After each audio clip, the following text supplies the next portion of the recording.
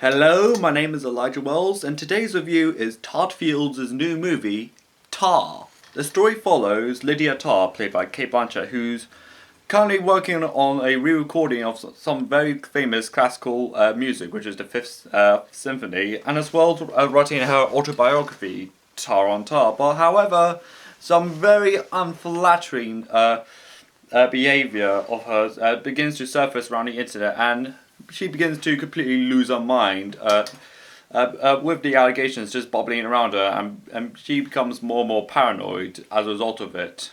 There's a considerable amount of hype around this movie, particularly being Todd Fields' first movie for 16 years after his 2001 film In the Bedroom and in his 2006 movie Little Children. Like, between Little Children and Tar, he's essentially done nothing really, except he has stated in several interviews that he's been working on several films that unfortunately either got shelved, got cancelled, or changed hands, or he just dropped out for various different reasons. But now he has finally got his first film again for 16 years. And just hoping he's going to end up in a career trajectory like Terrence Malick, like go on a 20-year hiatus, then once your hiatus is over, you start going back in the rhythm of making films a lot more consistently, like time-wise, like every couple of years, or a few or so years. Yeah, which I'm hoping that would happen like a lot more often. And when it came to the performance of Kate Blanchett as Lydia Tar, like, she is unbelievably brilliant in this movie. Like, she completely lost herself in the movie, as the character herself actually does lose her mind more and more throughout the entire film. And it's also very interesting that she also did learn how to compose music and maybe do some music theory as well.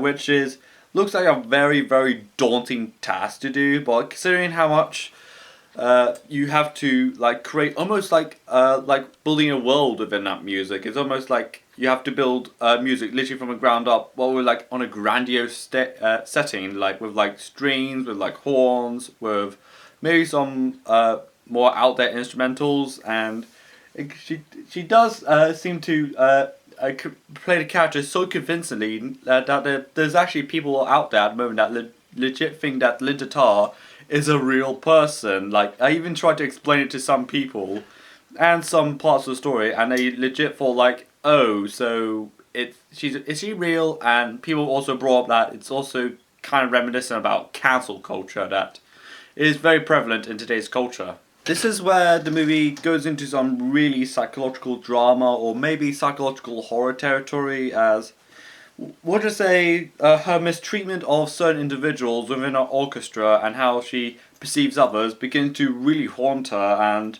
particularly in one particular scene where he's running, where she's just taking a morning jog, and she just runs into a park, and suddenly she hears a woman being assaulted or somehow. And when she walks into that direction of that noise, there's no one there. And there's also when she heard like a knocking on her apartment door, and it's either no one or just our landlord lady. And also there's also that ticking box, which is measures like the beats per minute, like tick, tick, tick, tick, tick. Like, it sounds like she wakes up in the middle of the night, and she hears like boom, boom, boom, boom. As she investigates the house, the noise gets more and more tempered, a bit more quiet, and she opens one of her cupboards, and it's that ticking thing, which I don't know what it means. It's beats by minute, and she just quiets it, and finds this little scribble carved into some wood, which is the same symbol she finds like a Play-Doh sculpture of it, and written in like an old book, like, which something that she does not take comfortably at all. Like, she finds out like she's in a really deep end when her scandals, which I don't want to spoil too much for you at all, is coming back to bite her essentially in the ass.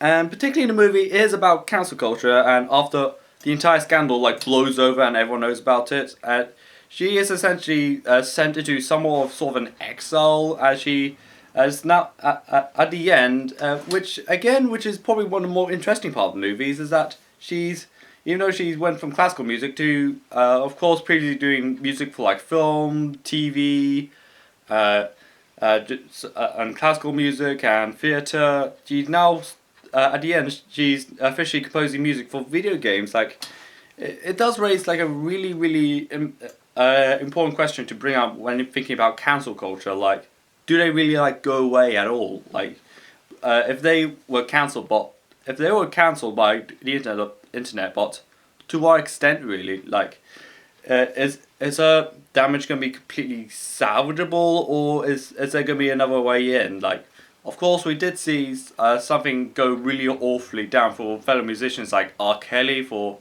allegations of being a paedophile, and Kanye West's recent anti-Semitic rants on Twitter. Yeah, I think there's also like some things that people kind of have to really discuss, like the further like ramifications of subsequent mistreatments of celebrities, or celebrities being doing some mistreatment. Like, how much could you get away with before the entire world just turns against you, really? And also, outside of the really loaded the ideas of the film are, the direction and writing by Todd Fields is absolutely amazing in this movie. Even though, despite his 16-year hiatus, he really took his time off to really craft something pretty brutal and really at the point of what he's saying. And I think it's really contemporary. Particularly, he did say in an interview, like, a lot of his ideas for previous films that he would have done became more and more dated and more and less relevant, and everyone just kind of moved on from any situation like political or social issues.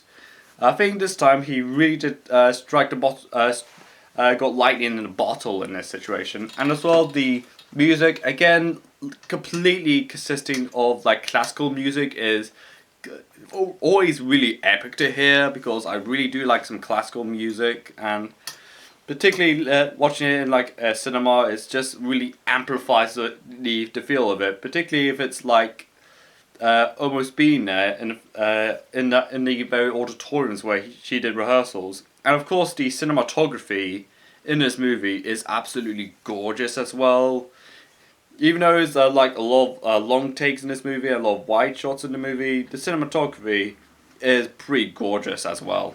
In my opinion, Tar is a extremely gripping and at best a very unsettling movie to sit through, and does talk about but never really answers a lot of questions, particularly about cancel culture and how a lot of celebrities are usually mistreated, and of course the behind the scenes of celebrity behaviour, like behind the scenes. Like, it doesn't give you a straightforward answer, but it kind of gives you like rhetorical answers, like what would you think about this situation, and how would you navigate yourself into it? It's not exactly like a choose your own adventure story, but it's kind of like we're leaving the answers up to you. Like, is her behavior like really ethical? In like, in my opinion, her behavior in particularly in certain scenes in the movie is like really awful at some instances. Because again, I don't want to spoil it for you. Like, her behavior, particularly in the middle of the film and something like 2/3 way into the film, like it becomes like pretty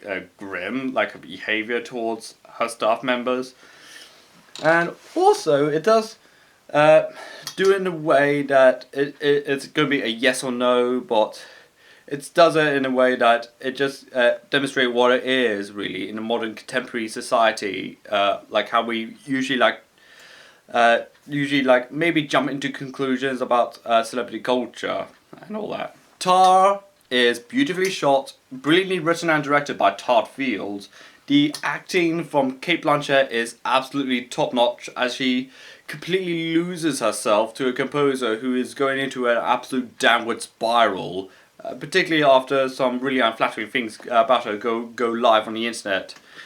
And of course boosted by some brilliant score and some gorgeous cinematography and some really hard themes to really talk about, let alone to discuss online. So there you have it. Tar, I'm feeling an 8 out of 10 for this one. So, this is Elijah Walls. Like this video, comment my video, follow me on Twitter and Instagram, and subscribe to my channel. And this is Elijah Walls, and bye.